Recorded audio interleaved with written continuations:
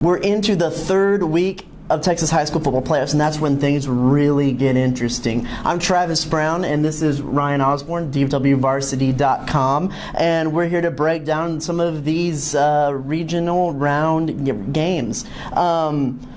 First off, we have Arlington Martin versus DeSoto. What do you see in that game, Ryan? Well, it's a rematch of the season opener. DeSoto won 46-7, but Arlington Martin was a young team. They had a sophomore quarterback, a sophomore running back. Those guys, Nick Smith, Eric Walker, they've really progressed through the season, and they're playing as well as anyone, especially coming off the 3-game forfeit. They got reversed. But DeSoto is DeSoto, and they have on offense and defense, they have guys or multiple guys are going to play at the next level. Desmond White's probably the Class 5A MVP. I think DeSoto wins, but I wouldn't be surprised to see this game very competitive well into the second quarter. Arlington Martin is no stranger to big wins against big opponents. Yeah. 2 years ago, they knocked off Euless Trinity, who seemed to be just rolling through the season like that. But I agree with you. DeSoto will take this one. They just have just a better class of athlete than anybody in the state. Martin. No knock on Martin there. Yeah. So DeSoto wins that one. Next we have Southlake Carroll versus Euless Trinity. That's at Friday at AT&T Stadium over there at Jerry World. What do you see in this one? It's a classic matchup. These two teams have a lot of history. I think they combined to win 7 or 8 state championships in the last 10 years. And both teams have really flown under the radar. As much as two teams of this kind of stature can fly under the radar. They had early season losses. They were kind of out of the conversation of that top tier 5A teams with Allen and DeSoto. But Carroll has won 11 games in a row. They don't make any mistakes, and they take advantage of every mistake. Trinity, they have the solid defense and the power rushing attack, and they really roll through their district like they have for the past almost 20 years really. I think Carroll's going to win this one because I think they have a few more playmakers on offense, a little bit more explosive, but this should be a very tight game, and I think this is it's going to be a great atmosphere because this game is always a packed, always real popular area game.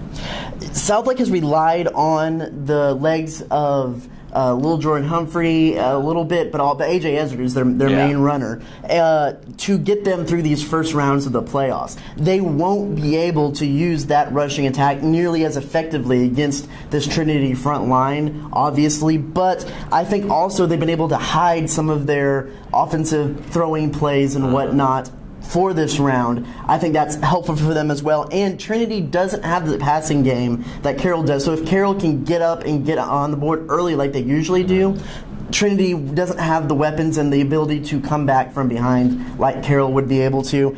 Carroll should win this one, especially if they can get on the board early. Also, finally, we have Dallas Highland Park versus Mansfield Legacy. That's at noon at Jerry World. Do you think Mansfield Legacy can upset the perennial playoff powerhouse in Highland Park? I think they can. I'm not sure they will. I'm going to pick Highland Park in this one. But Legacy, they lost quarterback Terrence Ivory. He's gone for the rest of the season. You'd think that's a crushing blow, but they have guys that can come in and step in and fill that need. I butchered his name. Kajana Amos. He's returning this week. Expected to return a very explosive running back, and his backup actually ran for 347 yards last week. They won 70-49 over McKinney North. They're explosive enough to stay in this game. I think Highland Park with Brooks Burgeon, the quarterback, is really found his form more and more as the season's progressed. I think Highland Park wins, but this is another competitive game. This could be the game of the week. It may be Carroll and Trinity might be pushing for that, but I think Highland Park Legacy, two very explosive offenses. I have Highland Park as well. They just have the pedigree. They have that playoff pedigree that Mansfield Legacy doesn't quite have. Even Brooks Burgeon, younger brother of Brady Burgeon, who's been in this situation, he's seen this. They have the experience. Highland Park will win this one. Okay, quickly, let's go no huddle through the rest of the area's playoff games. We have Dallas Skyline versus Spring Westfield. I'm going to go Skyline. I'm going to go Skyline as well. Great athletes on that squad. Allen versus the Woodlands. Allen. Allen as well.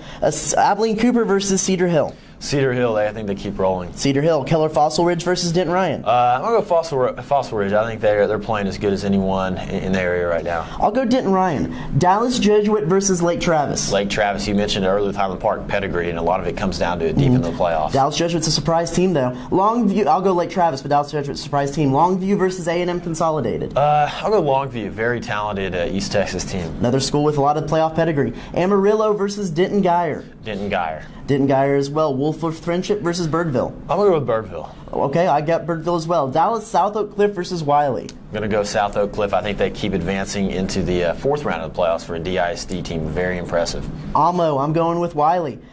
Canyon versus Aledo. Aledo keeps rolling. Oh, Aledo, of course. Frisco versus Ennis. Ennis stays undefeated. Ennis as well. Mesquite Poteet versus White House. I'm going to go White House. I think quarterback Patrick Mahomes has really kept them in a lot of games, or won them a lot of games this year. I think he keeps it in a close one and wins it for him. Poteet in this one, that'll be a great game. Yes. Big Spring versus Stephenville. I'll be at this one. I think Jared Stidham, like I said last week, one of the best players in 3A. I think he gets Stephenville to win. Stephenville. Decatur versus Tyler Chapel Hill. TCU commit Grayson Muehlstein has been playing well in the playoffs. I think he gets Decatur a win here. Great with the arm, great with the legs. Decatur wins that one. In taps, Prestonwood versus TCA.